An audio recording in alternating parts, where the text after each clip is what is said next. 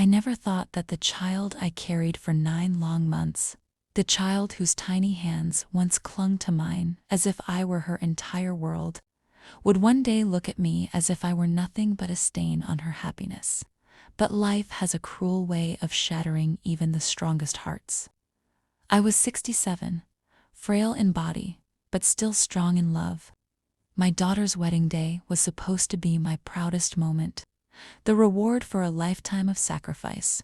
I had spent decades working 2, sometimes 3 jobs, wearing torn shoes so she could wear new ones, skipping meals so she could eat, pretending to be strong when inside I was breaking.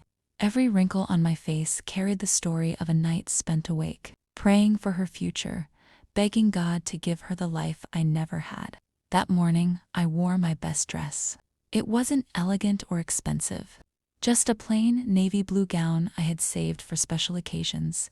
I even pinned my old brooch on it, the one her father had given me before he passed away.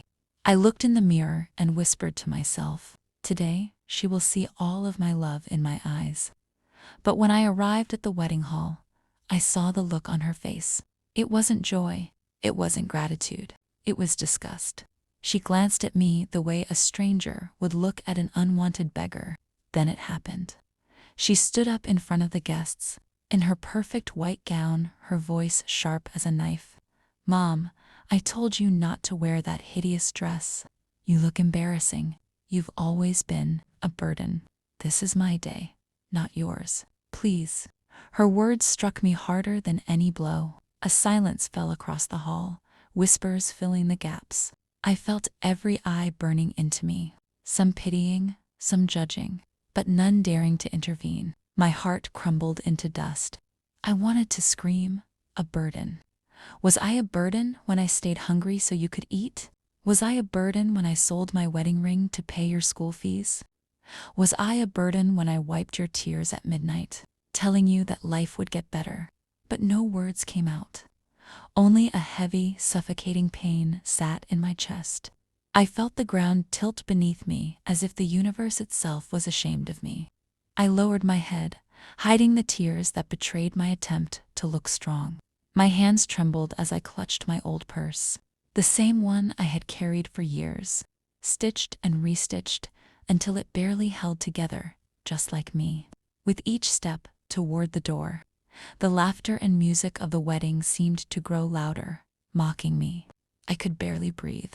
Each breath cut into me like glass.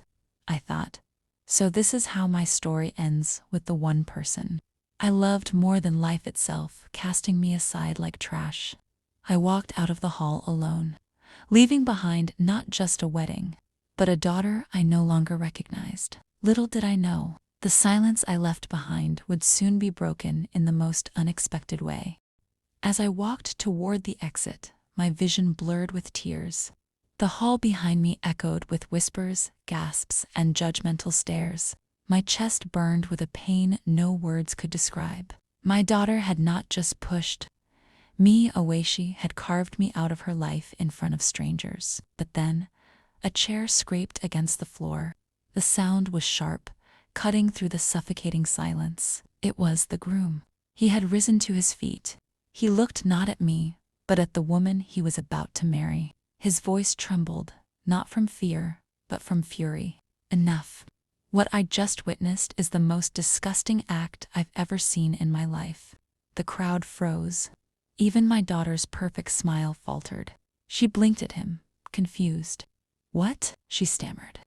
The groom stepped forward, his gaze fierce. He pointed toward me, standing weak and broken near the door. "That woman, your mother, has given you everything. I've seen the receipts, the photos, the stories you tried to hide. She worked day and night to raise you, to feed you, to give you the life you brag about. And this is how you repay her. By humiliating her, by calling her a burden." The room erupted in gasps. My daughter's cheeks flushed crimson, not with shame, but with fear of being exposed. "You told me your mother never supported you," the groom continued, his voice shaking with disbelief. "You painted her as lazy, as someone who depended on you. But that was a lie, wasn't it? A filthy lie to make yourself look better, The bride's lips trembled. She opened her mouth to speak. The groom's eyes narrowed.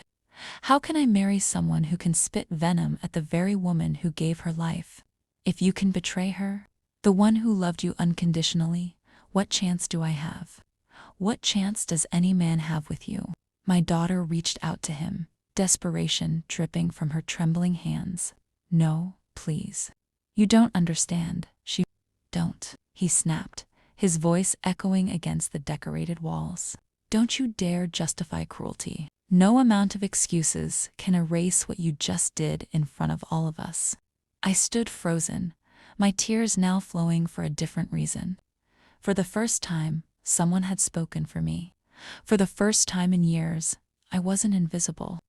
The groom turned to the guests, his chest heaving.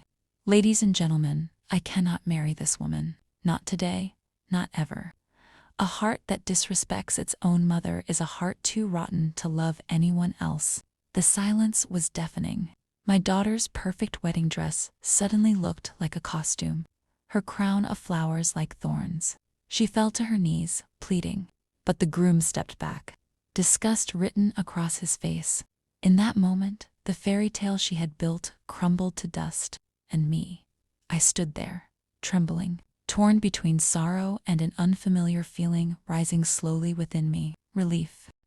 The hall was no longer filled with music or laughter.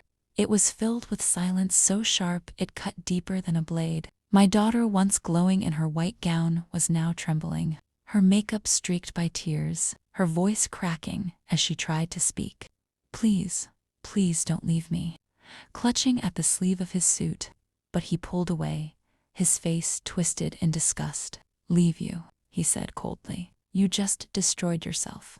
I don't have to do anything. The guests, who only moments earlier had smiled at her beauty, now looked at her as if she were a stranger. Mothers shook their heads in shame, fathers whispered to their children, and friends slowly stepped back, creating a circle of isolation around her. The glamorous bride was no longer admired. She was pitied, despised, abandoned. The groom turned to the crowd. His voice carried the weight of justice. She lied to me. She lied to all of you. She told me her mother was nothing a burden, a woman who never supported her. But I've learned the truth. Her mother sacrificed her entire life for this ungrateful woman, and tonight she revealed her true face. My daughter's eyes widened, her lips trembling as if the ground beneath her was crumbling. She tried to protest, but her words dissolved into sobs. The groom's voice grew sharper. You wore this dress to look like a queen, but a crown means nothing when your heart is made of stone.